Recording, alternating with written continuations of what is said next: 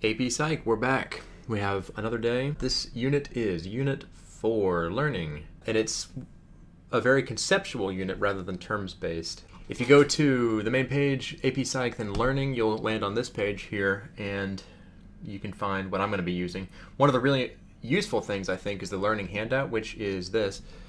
I made this several years ago, but it basically includes everything from this entire unit, as well as definitions for all the terms. I think this is pretty helpful. But there are two main things we'll be learning about, and that is classical conditioning and operant conditioning.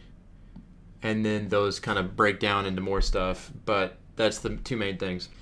Classical conditioning is pairing an automatic stimulus with a learned stimulus to make the response to the learned stimulus similar to the unconditioned stimulus.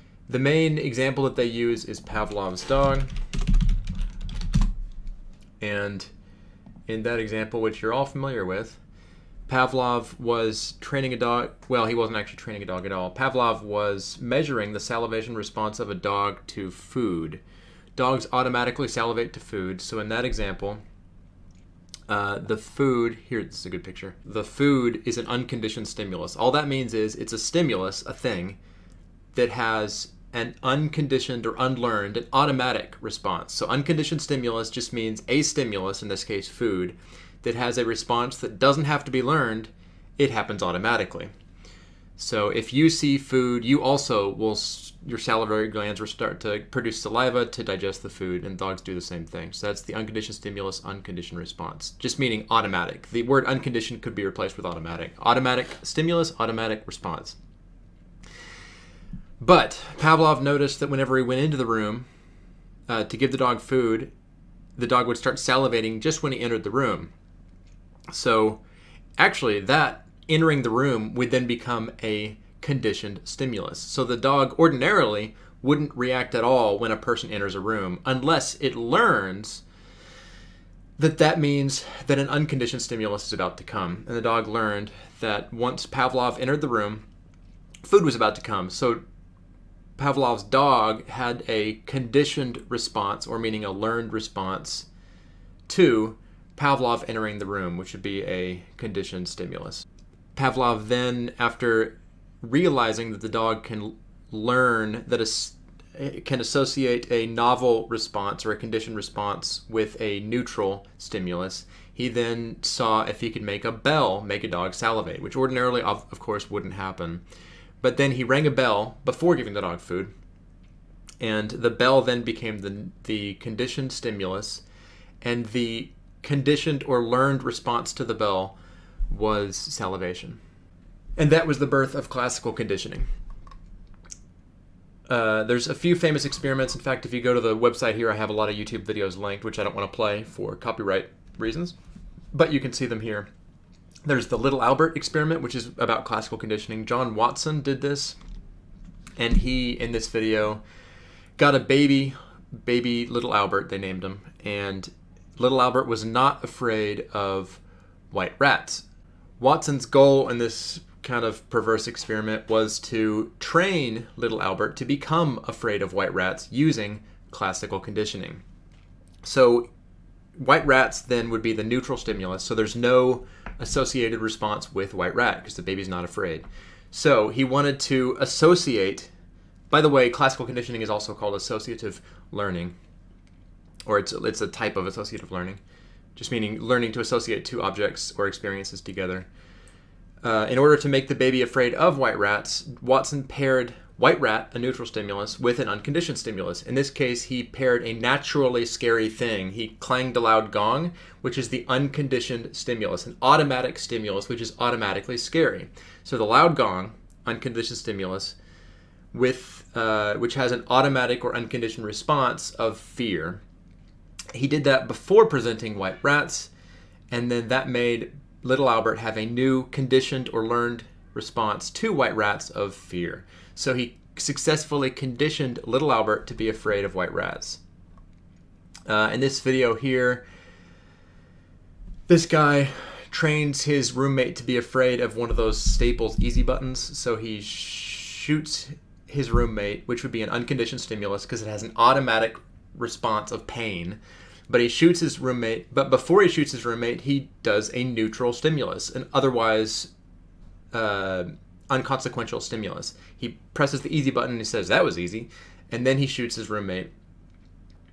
And then the neutral stimulus of easy button unconsciously becomes associated with the unconditioned stimulus of being shot, and the neutral stimulus then becomes a conditioned stimulus, which has a conditioned response of fear or anticipation of being shot, so flinching. And there's the clip from The Office, and that's the conditioned stimulus part. So conditioned stimulus, just associating two objects together. And it goes in the order of unconditioned stimulus is the object which has an automatic response. Unconditioned response is the automatic response from the unconditioned stimulus. The neutral stimulus is an object that comes before the unconditioned stimulus, which ordinarily would have no response. The neutral stimulus, after it has been associated, becomes the conditioned stimulus, and the conditioned response is the new learned response from the conditioned stimulus. That's the basics of classical conditioning. There's a few other terms that expand on that, some relating to therapy or deconditioning phobias. But extinction is when the conditioned stimulus is presented without the unconditioned stimulus, and then the conditioned stimulus stops giving the conditioned response. Or in other words, like with Pavlov, it would be if Pavlov kept ringing the bell, the conditioned stimulus, which the dog has learned that the bell means food is coming. But if you keep ringing the bell without giving food, at some point, extinction will occur, which just means that the conditioned stimulus stops giving the conditioned response. So if you keep ringing the bell and not giving the dog food, eventually the dog is going to stop salivating to the bell, and that would be extinction. Spontaneous recovery is after extinction has occurred. If you repair the conditioned stimulus and the unconditioned stimulus, the conditioned stimulus will recover its conditioned response actually quicker than the first time. So if you extinguish the salivation response from the dog and the bell, say you ring the bell 20 days in a row without giving food, but on the 21st day you ring the bell and give the dog food again, then on the 22nd day, probably if you ring the bell, the dog is immediately going to go back into salivating to the sound of the bell. Phobia is an illogical or irrational fear of something. It's not just a fear, because a rational fear would not be a phobia. If you have a fear of a poisonous spider that is right in front of you, that's not necessarily a phobia. But a phobia would be if you can't touch a picture of a cartoon spider, like me. That would be a phobia, illogical or irrational. There are a few ways using classical conditioning to get rid of phobias. They both have to do with exposure therapy. And they all have to do with extinction. Because a phobia, almost by definition, is a conditioned stimulus that you've somehow associated with a negative experience. And so the conditioned stimulus of darkness or spiders or public speaking or whatever gives a conditioned response of that fear, which is irrational. So exposing it will cause extinction, which is a good thing in terms of phobias, or obsessive compulsive disorder, which works in a similar way. And there are two ways. If you expose all at once, that would be flooding. And if you expose gradually, that would be systematic desensitization, also called graduated exposure. To begin the exposure, often what a therapist would do would be to create a hierarchy of fears, which is a list of 1 to 10 of progressively more anxious invoking situations. So like if you're talking about clown phobias, number 1 would be something really easy to do with a clown, and number 10 would be something extremely anxiety provoking. So 1 might be, I want you to just think about a clown. That's pretty easy to do, even for someone that's afraid of clowns. Just thinking about the word clown, not that big of a deal. Number 10 would be like going into a circus tent with a clown in the tent. That would be almost the worst thing to do. Systematic desensitization would be to start with number 1, which is going to increase the anxiety to talk about a clown, and then you wait till the anxiety reduces a little bit, then you go on to number 2. Then that'll increase the anxiety but your mind can't stay at a heightened anxiety level forever, so eventually it'll go down, then you move on to number 3, and so on. Flooding is you start with a relatively high anxiety situation and you just stay there, which is going to induce a high anxiety level, but eventually it'll go down and your body desensitizes to clowns or spiders or public speaking or whatever. Moving on to operant conditioning. Operant conditioning is shaping behavior or modifying behavior using rewards or punishment. That's all it is. So classical conditioning, associating two things together. Operant conditioning is making someone do something more often or less often based on rewarding them or punishing them. There are 4 possibilities for operant conditioning. It makes a little grid. And they are reinforcement or punishment, which just means if you're doing something pleasant or unpleasant in response to behavior, and then positive or negative, which does not mean good or bad. It just means if you're giving something or taking something away. So positive reinforcement would be giving a pleasant reward. Positive punishment would be giving an unpleasant stimulus. Negative reinforcement would be taking away something bad. The end result of reinforcement is it's going to increase the frequency of behavior, regardless of if it's positive or negative. And the end result of punishment is that it's going to decrease how often a behavior happens, regardless of if it's positive or negative. So for dogs, all 4 of these quadrants, positive reinforcement for a dog would be if the dog does something you want to increase, so you give it something nice. Like if a dog did something you like, you give it a treat, or you say, good boy. Both those would be positive reinforcement. Positive punishment would be if a dog does something you don't want it to repeat, then you would add something the dog doesn't like you'd spray a dog with water. Don't hit your dog, but hitting a dog would be positive punishment. Negative reinforcement is often the hardest quadrant to come up with examples. It's kind of the most obscure quadrant. But for a dog, negative reinforcement would be taking away something bad from a dog. Like if your dog does good with barking and you take away his bark collar, that would be negative reinforcement. Negative punishment would be taking away something that the dog enjoys to make it do something less often. So that would be like if your dog does something you don't like and then you take away the dog's toy, that would be negative punishment. That's all the types of reinforcement. That's how you reinforce. The schedules of reinforcement is when you reinforce. And there are, there's 4 ways you can reinforce, and then kind of a 5th way. Continuous at the bottom here just means you reinforce every single time. So if you're training your dog to sit so if you're training your dog to sit and you give him a treat every single time he sits, every single time, that would be continuous reinforcement, which, by the way, is a type of fixed ratio, but we'll talk about all 4 of these. Similar to the types of reinforcement, the schedules of reinforcement can be drawn on a grid, and they are fixed or variable, which just means if you know when the reinforcement is going to occur or it's predictable, and variable means it's random or you can't know when the reinforcement will occur. And then interval and ratio is if the reinforcement is based 100% on time. You doing something doesn't actually influence when the reinforcement occurs. The only thing that matters is just waiting, as opposed to ratio where something actually has to be done to trigger the reinforcement.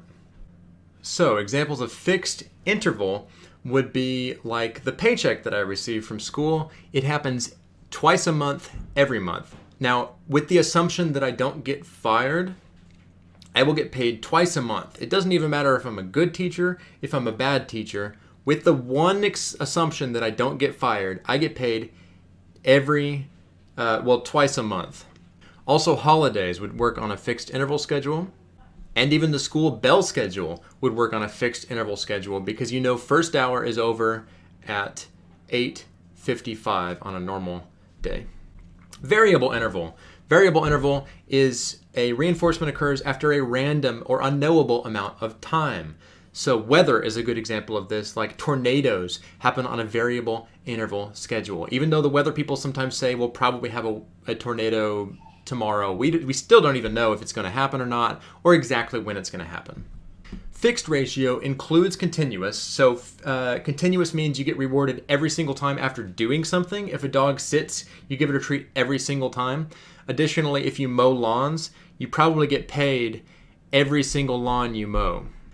But also, if you get paid after a predictable amount of, if you get like a bonus after a predictable amount of sales, that would also be fixed ratio. So you work at a shoe store, and after selling 100 pairs of shoes, you get a $100 bonus. It's a weird example, but that would still be fixed ratio because you don't get a bonus every pair of shoes you sell, which, by the way, would still be fixed ratio, but you get a rewarded every 100th pair of shoes you sell, and that would be fixed ratio. Variable ratio. That would be you have to do something and you may or may not get rewarded. One common example of variable ratio would be gambling. So if you play the slot machines, you have to put money in and then you may or may not be rewarded for that and get money back.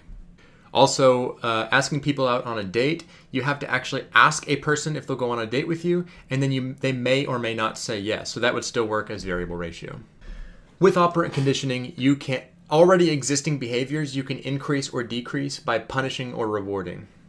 But if you want to create novel behaviors, you can do that using, or at least link behaviors that already exist together. You can do that through shaping. So in that case, you would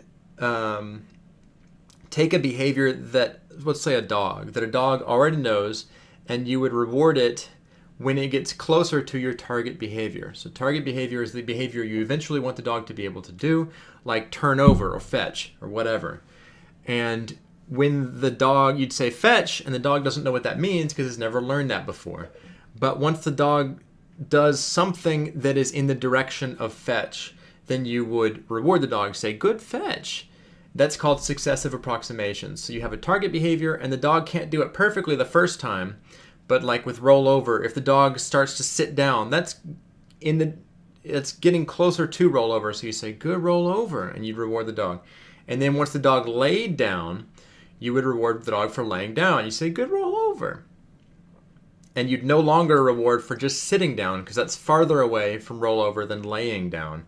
Once the dog started to make a slight turn, you'd say, good rollover, and you'd no longer reward for just laying down, but you'd only reward for a partial roll. And you reward getting closer and closer and closer to your target behavior. And that's shaping using successive approximations. Chaining is linking individual behaviors in a total behavior. There's lots of videos on YouTube of dogs that can fetch things from the refrigerator to the owner, and you can't teach that in one fluid motion. You kind of have to train, open the refrigerator, and then bring something to the refrigerator, and multiple behaviors together. But if you link them all together, that would be called chaining. B.F. Skinner was the creator of operant conditioning, and he had what has since been called a Skinner box, although he called it an operant conditioning chamber. And it looked like this. It was a box that he put rats or pigeons, in his case usually pigeons, in, that had a lever where the rat or pigeon could press the lever and then immediately be reinforced. So Skinner would be able to train the animals very quickly because he could give them positive reinforcement for doing a behavior. So in this case, lever pressing behavior would be very quickly rewarded, which would increase the frequency using positive reinforcement of lever pressing behavior. He could also apply positive punishment, which not exactly ethical, but he could electrify the grid, making a painful electric shock on the feet of the pigeon or rat, and that would be positive punishment, adding an uncomfortable stimulus. A few remaining things from this unit are classical conditioning. The best way for classical conditioning, which is pairing two objects together, to work is to have the conditioned stimulus come immediately before the unconditioned stimulus. So in the case of Pavlov's dog, you want the bell to ring, and then very soon after the bell rings, you want to give the dog food. That's good.